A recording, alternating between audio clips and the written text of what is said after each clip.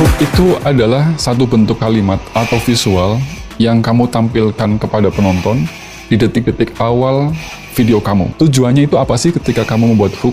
Yang pertama adalah supaya orang tidak skip video kamu, dan supaya orang terpikat dengan video kamu, dan supaya orang tidak pindah kanal selain kanal kamu. Itu yang paling penting, dan dia terus akan stay sampai akhir. Misalnya begini, kamu bisa bandingkan dua kalimat ini. Yang pertama ada video A yang, "Halo semuanya, balik lagi di kanal aku." Tapi kalau misalnya kamu pakai yang seperti ini, yang kedua, kamu pikir harus terkenal dulu, baru bisa ngonten. Salah besar, itu langsung kena teman-teman. Nah, di video ini teman-teman bisa lihat mana yang kira-kira bisa langsung mengikat penonton, mana yang kira-kira tidak bisa mengikat penonton. Makanya saya bilang, penggunaan hook di awal itu sangat penting. Saya berkali-kali bilang sangat penting. Teman-teman bisa lihat kok beberapa konten kreator yang hari ini selalu viral, selalu bisa muncul di awal, selalu bisa direkomendasikan YouTube, karena salah satunya adalah dia menggunakan hook yang tepat, hook yang kuat. Itu caranya. Kalau misalnya kamu 3-5 detik itu kamu tidak manfaatin, yang ada penonton kamu lari dan kamu gagal, ya udah video kamu tenggelam, jadi sampah begitu saja, mengerikan bukan? Nah, hook ini sebetulnya secara teori ya, secara hal yang sudah saya riset lebih mendalam lagi, ternyata ada 5. Mungkin di luaran sana ada lagi yang menambahkan, tetapi yang saya dapatkan hook itu sebetulnya cuma 5. Yang pertama ada yang disebut dengan hook pertanyaan provokatif atau hook provokatif. Biasanya jenis hook ini ngajakin penonton itu merasa disindir atau merasa, ini gue banget, atau merasa bahwa gue harus coba nih, kayak gitu loh. Itu jadi disebut hook dengan pertanyaan provokatif. Contohnya adalah biasanya gini, kamu masih nunggu jadi terkenal terus baru konten. Nah, itu hook, contoh yang pertama. Contoh yang kedua, kamu ngerasa nggak sih kalau kamu nggak cukup bagus bikin video? Terus yang ketiga adalah, kamu masih mikir cara ngonten, yang lain sudah duluan loh. Nah, itu kalimat-kalimat yang sifatnya provokatif. Nah, biasanya hook jenis ini itu punya kekuatan yang luar biasa. Jadi pada prinsipnya, hook yang pertanyaan provokatif itu adalah memberikan kesempatan kepada penonton dalam dirinya untuk menjawab, untuk ngebela diri. Wah, gue banget nih. Terus di sana kamu ngerasa bahwa saat kamu diberikan pertanyaan tajam seperti ini, pasti berhenti untuk scroll ya, akan terus memperhatikan. Makanya saya bilang, biasanya banyak sekali dari mereka teman-teman konten kreator itu memulai dengan hook yang sifatnya ini. Hook menggunakan pertanyaan provokatif. Karena di hook provokatif itu sebetulnya menyentuh esensi dasar manusia, esensi dasar perasaan. Karena dia ketika diprovokasi, dia pengen punya ada namanya hak untuk menjawab, hak untuk ngebela diri, sehingga dia terjebak pada situasi, terus pengen jadi nonton terus deh. Hook yang kedua itu biasanya berbentuk fakta yang mengejutkan atau berbentuk statistik. Itu biasanya begini. Hook ini biasanya disajikan dengan angka atau misalnya disajikan dengan statistik tadi. Makanya disebut dengan fakta yang mengejutkan atau statistik yang mengejutkan. Orang ini kan biasanya kecenderungannya lebih suka melihat angka ya, angka-angka yang fantastis, angka-angka yang heboh, angka-angka yang buat teman-teman ini apa sih gitu kan. Misalnya begini, saya kasih contoh. 90% kreator pemula berhenti di bulan pertama. Cuma hanya 1 dari 100 orang yang beneran konsisten bikin konten. Atau misalnya begini, Indonesia ini adalah pengguna media sosial terbesar keempat di dunia. Ini peluang besar kita loh. Kemudian, 90% kreator pemula itu terjebak di ide pembuatan konten.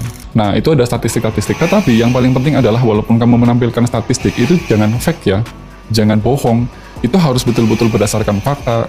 Jadi kalau misalnya kamu ngasih judul atau ngasih hook seperti itu, ya harus berdasarkan fakta nyatanya.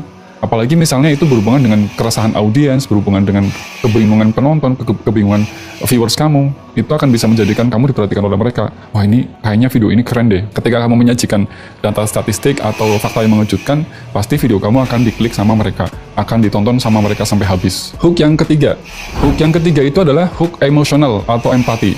Ini sih sebetulnya umum ya, karena biasanya empati itu adalah membuat orang tertawa, membuat orang tersenyum, membuat orang sedih, membuat orang penasaran, itu namanya empati.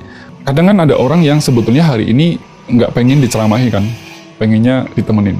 Jadi kadang-kadang situasi ini menjadikan teman-teman itu melarikan kejenuhannya, melarikan solusinya itu dengan membuka YouTube, dengan membuka TikTok, dengan membuka Reel. Dan di sana teman-teman bisa mendapatkan sisi edukasi, sisi hiburan, sisi inspirasi, dan sisi yang lain yang tentunya bisa mendapatkan value, dapatkan nilai. Ya, contohnya begini, gue tahu rasanya bikin konten, tapi nggak ada yang peduli. Contoh yang lain, kayaknya bukan kamu doang deh yang ngerasa dicaci maki di konten pertama kamu.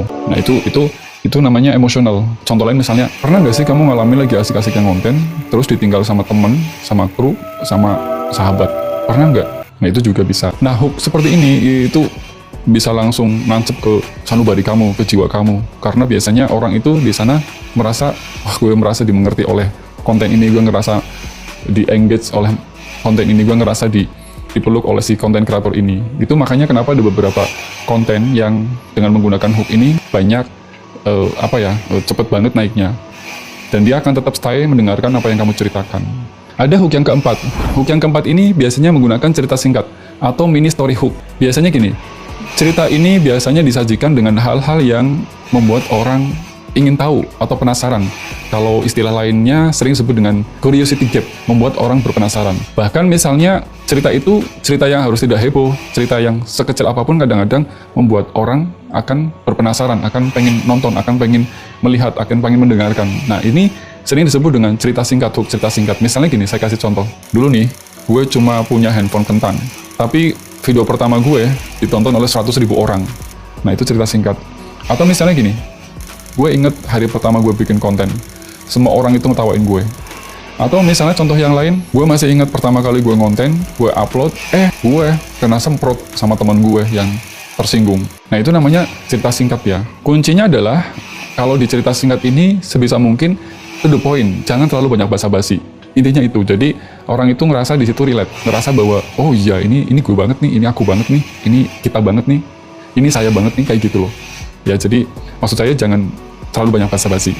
Lalu hook yang kelima, sering disebut dengan bold statement atau pernyataan berani. Nah jenis hook ini adalah sebuah jenis hook yang memberikan tamparan tapi sangat halus. Atau kadang biasanya ada yang kasar juga, tapi bikin orang berhenti, bikin orang cengok, bikin orang terbengong-bengong, bikin orang, ini kenapa ya? Ini ada apa ya? Misalnya gini, contoh kalimatnya adalah, konten itu gak butuh alat mahal, kamu cuma butuh mental baja. Itu kan bikin orang cengok tuh, tapi di bold. Kalau kamu takut ditertawakan, mending jangan jadi konten kreator.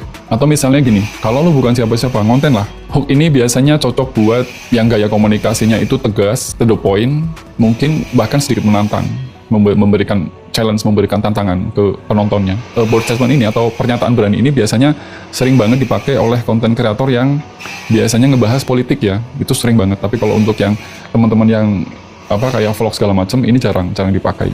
Lalu dari kelima hook ini, terus gimana dong cara ngegabunginnya, cara menggunakannya, cara gabungin ke konten yang kamu buat? Yang paling penting adalah setelah kamu dapat perhatian lewat hook, itu yang paling utama adalah ya kamu harus kasih isi yang beneran berguna, relate, dan menyentuh. Jangan juga ketika kamu hooknya keren, tapi isinya tidak menyentuh, nggak relate, dan nggak berguna sama sekali. Ya jangan juga. Caranya gimana? Saya mau kasih tips supaya hook yang kamu manfaatkan itu bisa maksimal. Biasanya gini, tips untuk menggunakan hook di video ini udah saya terapin. Ketika kamu menggunakan hook, gunakan teks di layar. Tujuannya untuk bisa memperkuat hook, terutama di Reel dan TikTok. Setelah 5 hook yang saya jelaskan tadi, teman-teman bisa uji coba. Caranya adalah teman-teman bikin hook dari setiap video yang teman-teman akan produksi, akan di-tag, akan di-upload, itu gunakan hook yang sudah saya jelaskan. Lalu nanti bisa diuji, kira-kira hook yang mana yang membuat konten teman-teman itu naik. Jangan tunggu jadi siapa-siapa dulu untuk konten. Tapi pakailah teknik hook ini, siapa tahu dengan teknik hook ini bisa menjadikan kamu mulai dilihat oleh viewer kamu, mulai dilirik oleh penonton kamu. Bahkan mungkin dari video pertama yang kamu buat, itu yang terpenting. Jadi kalau kamu bukan siapa-siapa, ngontenlah.